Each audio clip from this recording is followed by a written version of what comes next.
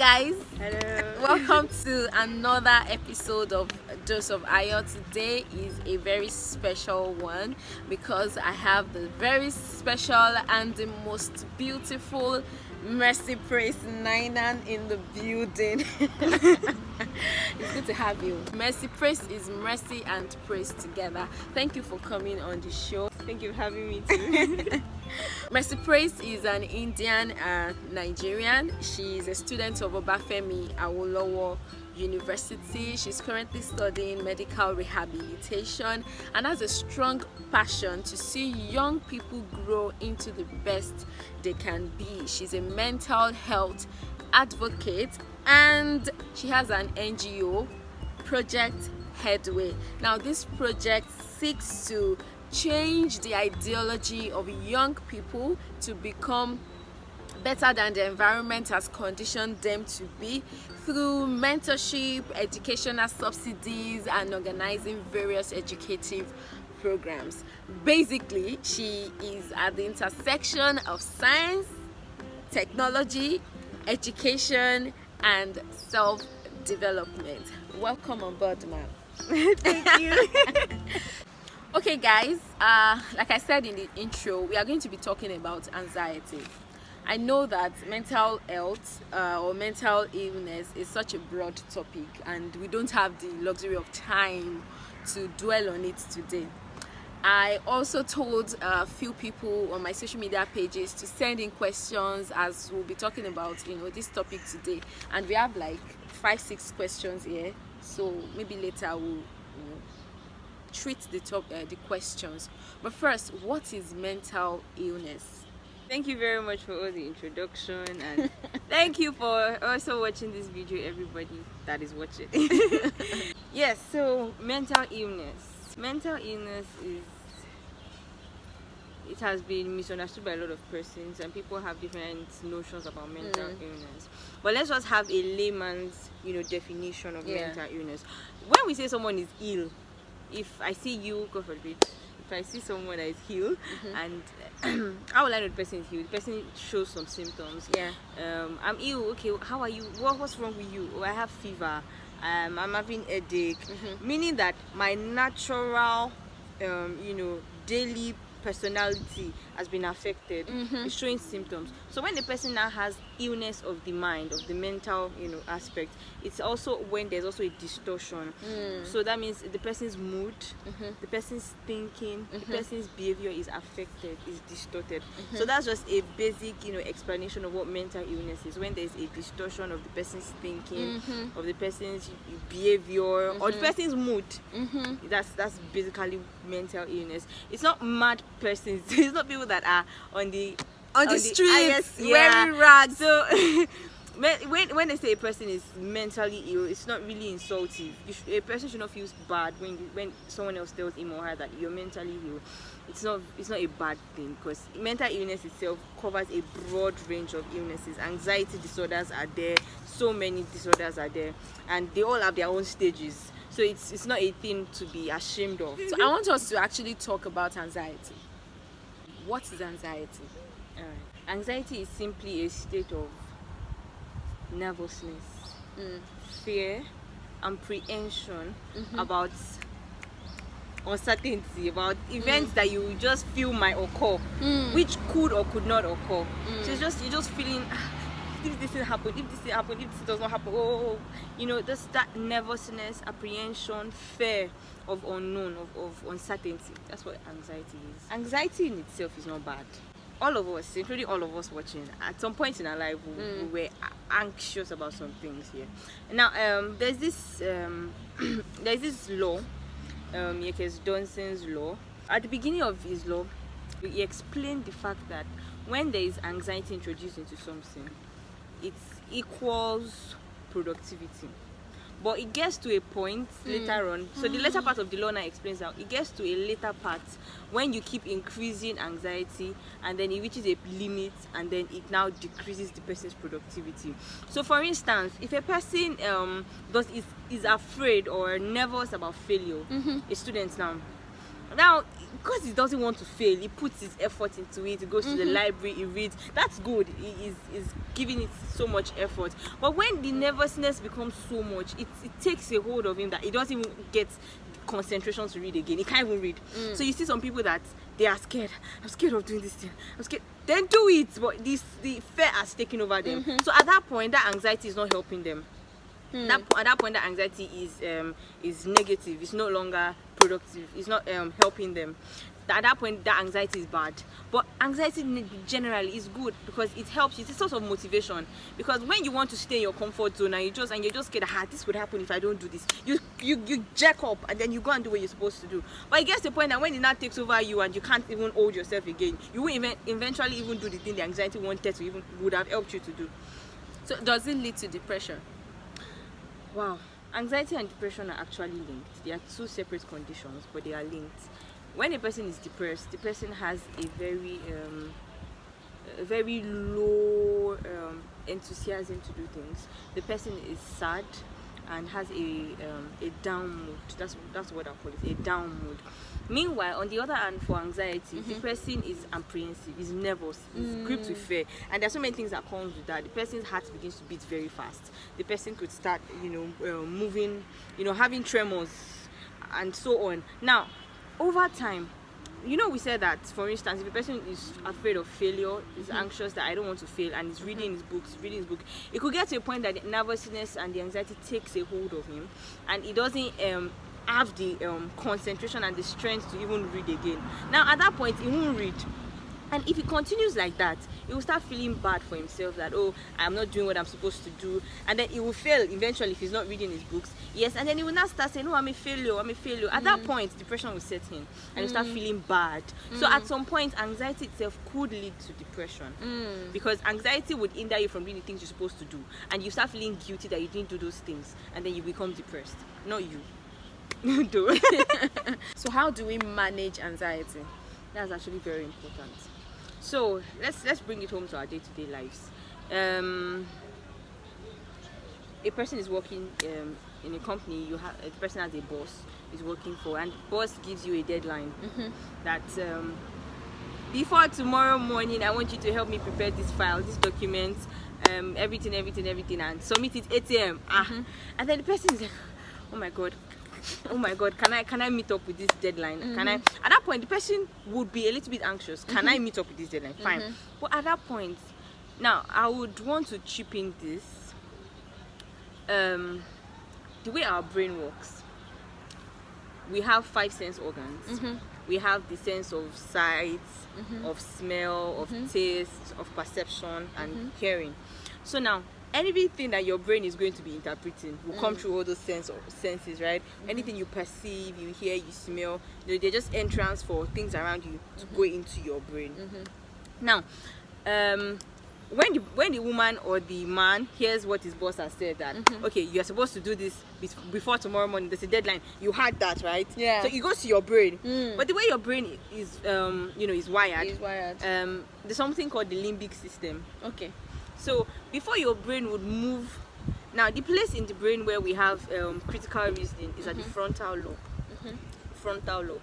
Now, but before that information goes to the frontal lobe, it will go through the limbic system. Your emotional responses happen there. Okay. So before you logically, reason out things, you would have first emotionally, reacted to those things, because those informations will first go into your, emotional part, because you will understand that first of all, the emotional responses will first come in before the logical response will come in. So at those points, when you get informations, when things happen to you, the best thing to do is just first calm down. Don't start thinking, just calm down. To me. Well, it happens to me too, so we are talking to ourselves. Okay. First calm down, and then let it just move. And then when it moves, when it has gone past, all the stages you're supposed to go, then you can now think, how do I achieve this to prevent this from happening? And get to work. So just calm down.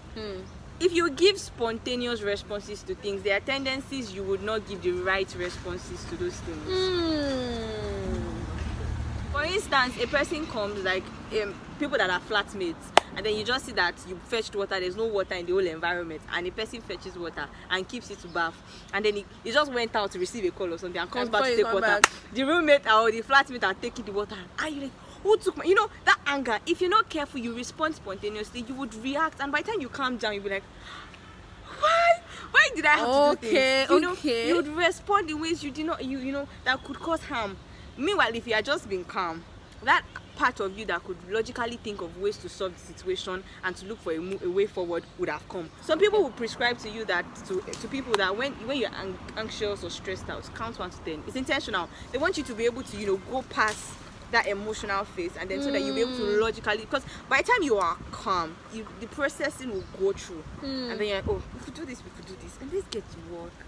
So that's one. You should calm down.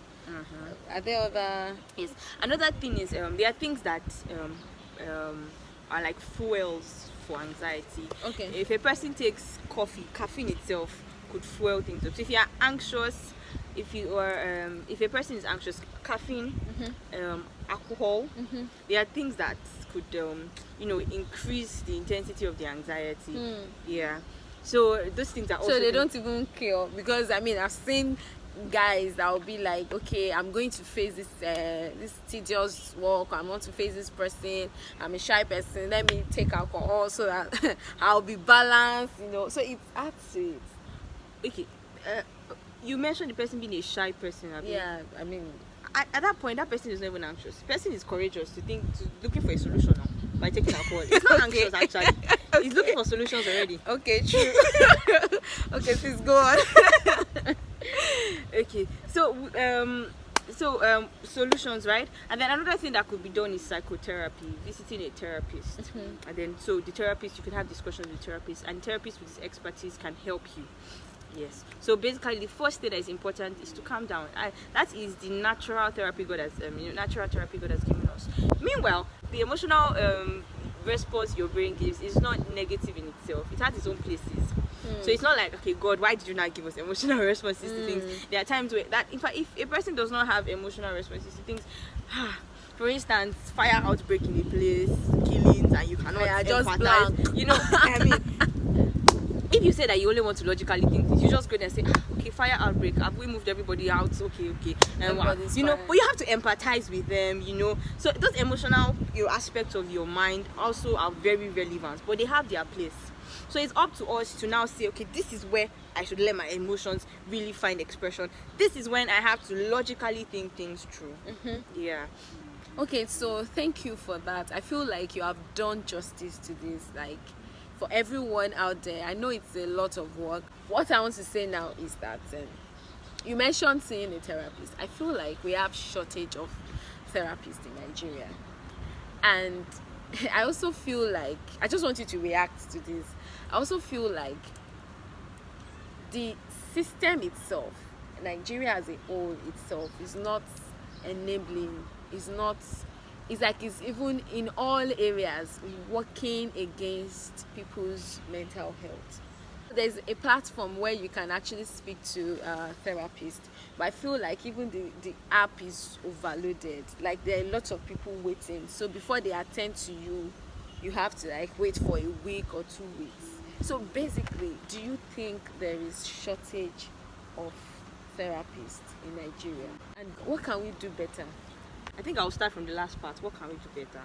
The main issue for most of us in this country is our ideology of things. So we need enlightenment. And basically, there are a lot of universities where they offer courses that are to do with the therapy line, and they produce graduates. I don't think we have shortage of therapists. I think we have shortage of enlightened people who would even want to visit therapists. Yes. Okay. Because a few therapists that we meet around, you just see that they don't really get so many clients that come around. Yeah. And that's because people just, if you are stressed out, they'll tell you go and sleep. Your colleague will tell you, so why do you want to see a therapist? Even if you are going through something, you'll be like, I'll just go and sit somewhere and be talking to someone. What will the person do? And there are a lot of therapy centers around now so far. So far. Maybe we'll just drop list of them in the comment section for people to just, you can just check them out. And we can we drop your email or something Probably we maybe could. for if people want to reach out or something. Okay, we'll do that. Okay, so let's treat the top questions we have here. So why do I always have it in the wrong and hard way?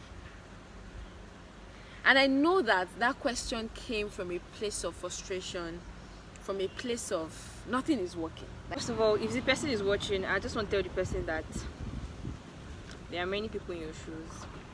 You're not in this alone.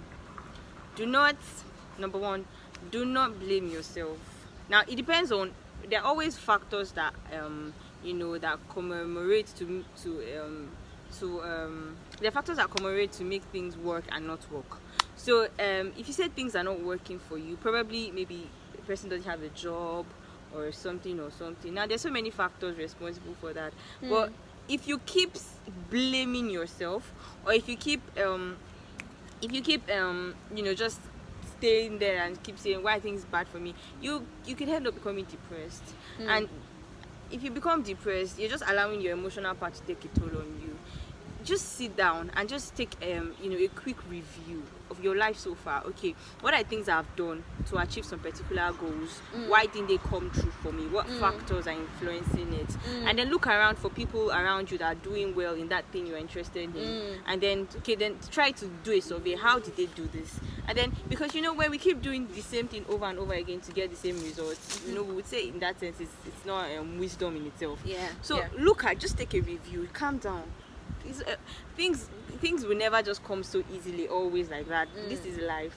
Life is not fair in itself. So you just have to sit down. What are those things I could do to make it better? Why are they not been working? Just take a quick review. Just highlight it. Okay, what can be done? What cannot be done? And then move. There's another related question. Someone said, why don't I have a healthy relationship? Even when I am loved, I still feel like it's going to end the way others ended. Why don't I have a healthy relationship? Like she has relationship anxiety. Like even when things are working, she just feels like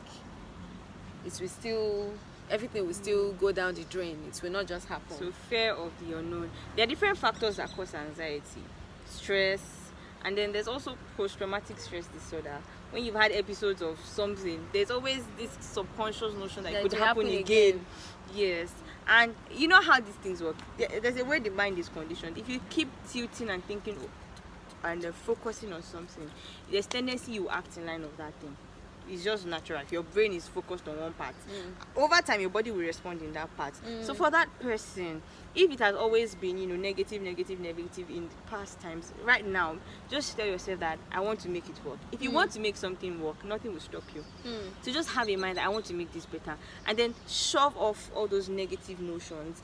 First of all, we say the past is not a residence, it's just a reference. So just look at, okay, what were things that happened in those relationships that made it not work out? And then I like those things. I say, yes, I want this to work out. And just keep saying positive things. Because when you say positive things, I said we already established the fact that we have different sense organs. So if you keep saying it, your brain is hearing. You are conditioning your mind to work in a particular way. So you keep saying positive things. Keep saying positive things about your relationship. Power of confession, it works a whole lot. Because you're helping your brain to condition. And like we said, if you keep focusing on a particular thing, you will tilt towards that thing naturally. So eventually your brain that has been anxious, it will be able to process and then reprogram that, okay, why am I even actually scared? This, and then you move, and before you know it, you'd have spent 10 years and your relationship is get married. You spend 10 years in relationship. I mean you have a very wonderful relationship and life ever after. Okay, so this is not a question, but because I've come across something like this before. When you say shove the thought aside, like don't think about it, remove your mind. Do you think it's that easy?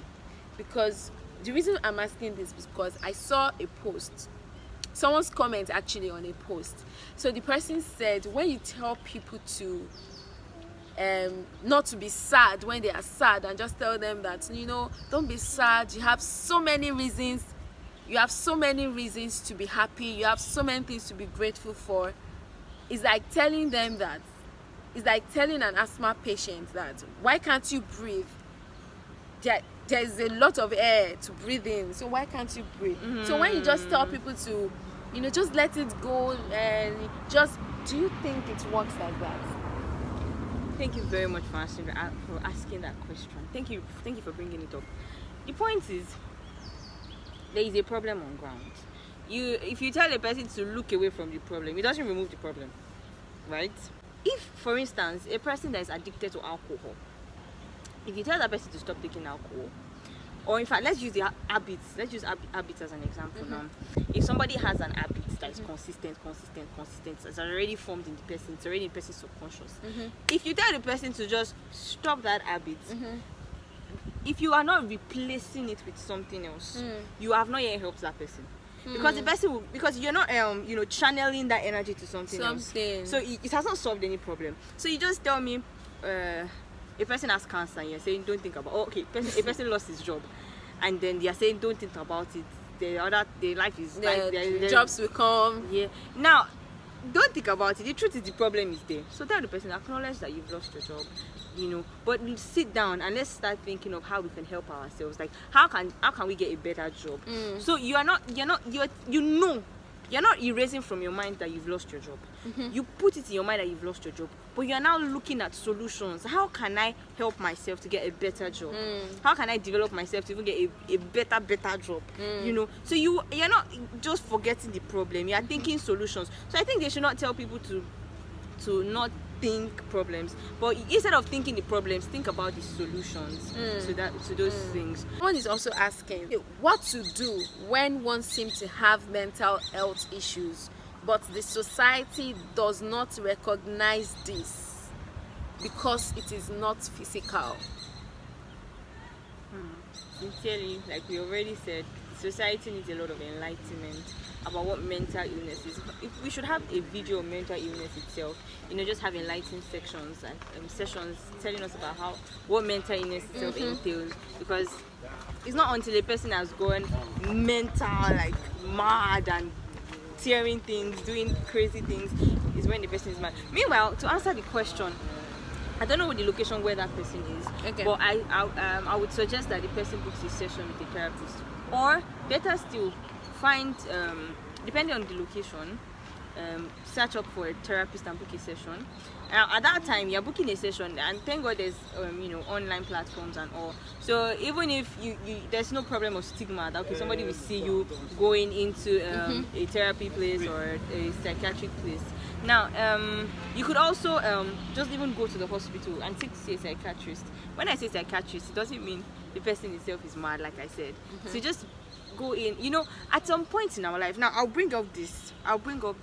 There's something called social phobia, where you are, a person is afraid of the environment, of being around people, and when we are around people and we are getting afraid, it's because we are self-conscious. What would they say if I talk like this, if I eat like this, and all that? You are self-conscious, but you're not remembering the fact that other people too are conscious of themselves.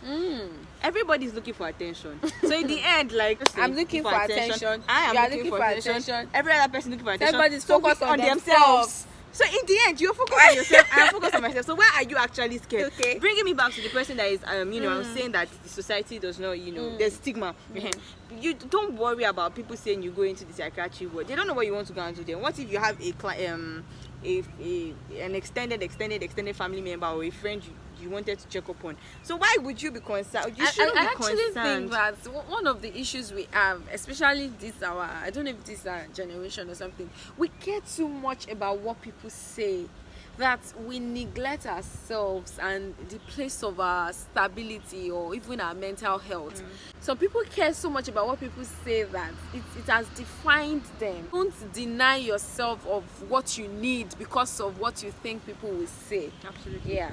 What you said is very important, and if some people take hold of that, it will change their life. Yeah. Because when you keep being worried about what people will say, you end up becoming a substandard version of yourself. The real you wouldn't come out. And when I say the real you, doesn't mean you are just anything and you just won't want I don't want to say tout or something. The real you is the refined you.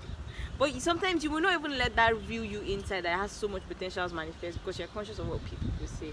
So when we say that, let the real you manifest. And that thing too, if I don't know if I'm right, but I also think it leads to anxiety, or it leads to, is it depression now? When you think too much about what people say. Yeah, it will hinder you from so much. And What people say. it's anxiety actually. It's anxiety. Yeah. So social phobia is really, to be sincere, you should not bother. Still on the person, look out for, based on your location, where you can get a therapist and book a session, or walk into the hospital for a psychiatrist. When I say psychiatrist, it doesn't mean I'm mad. Okay. Yeah, and don't be shy. Don't feel. I mean, There's another thing I would like us to talk about. You know, a situation where you feel trapped by the jaws of guilt. Maybe in the past you made certain decisions that are not good enough, and you just keep beating yourself up. Why did I do this? Why did I make this decision? I should have done better. I shouldn't have done this. And somehow that has caged such person. How do we manage that? I would just want to use my own lame, my own personal word. Okay. The person is living in the past. My own word for the person is get up. There's more ahead. The truth is, now over time, the person will get depressed. So if he keeps staying there, it becomes so bad that the person might even become psycho. In that sense, psycho, I mean like entering into realms of mental higher realms of mental illnesses.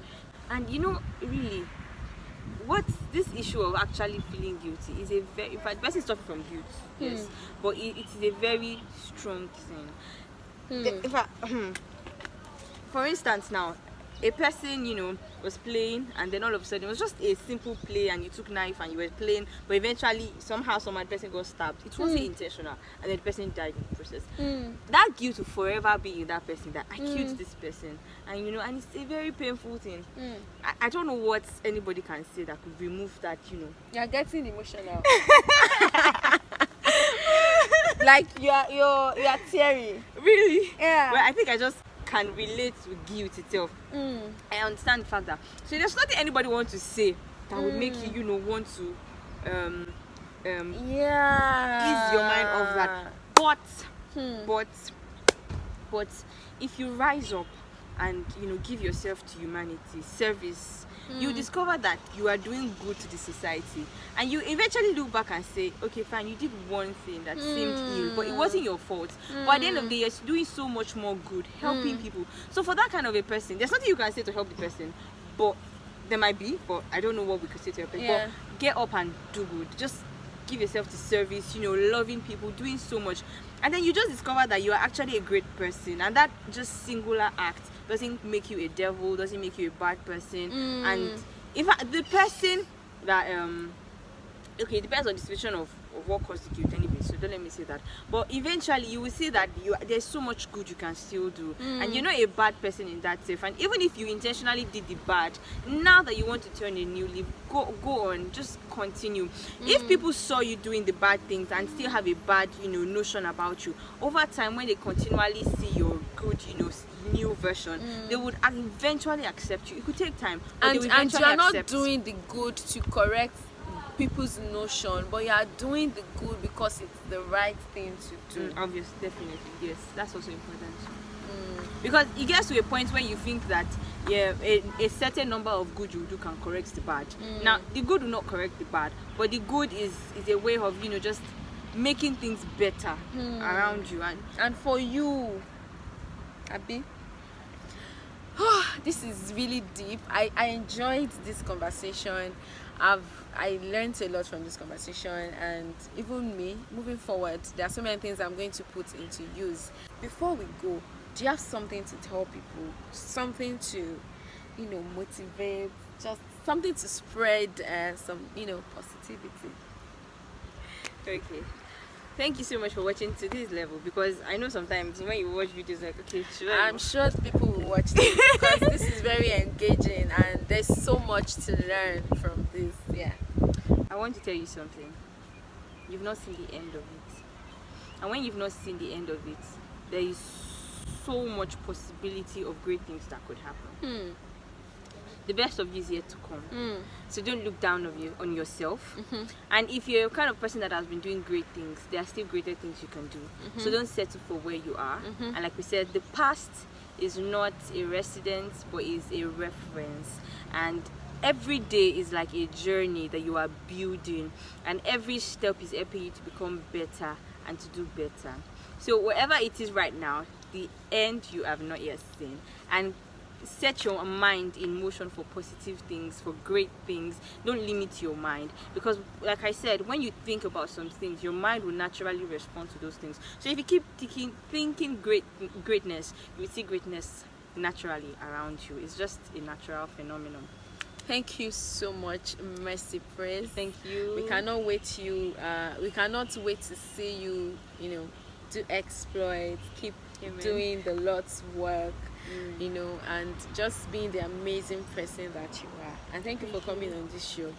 When I was thinking about this, I wrote something down. It says, with new challenges comes reasons to dim your happiness.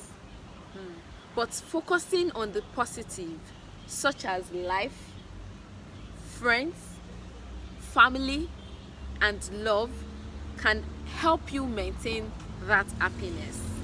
Stop criticizing yourself for your flaws and start loving yourself for who you are and who you are becoming. So awesome. We're going to end this video on this note. Thank you for coming once again. Thank you very much. Please for tell them having to me. subscribe if you like this video.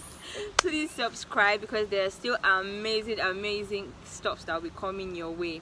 So stay tuned, like, subscribe, and click on the notification bell. And remember to drop comments in the comment section. Mercy Praise will be there to comment. If you have one experience or the other, please ensure you drop it in the comment section. Let's talk about this. Thank you guys for watching up till now. I love you guys. Thank you.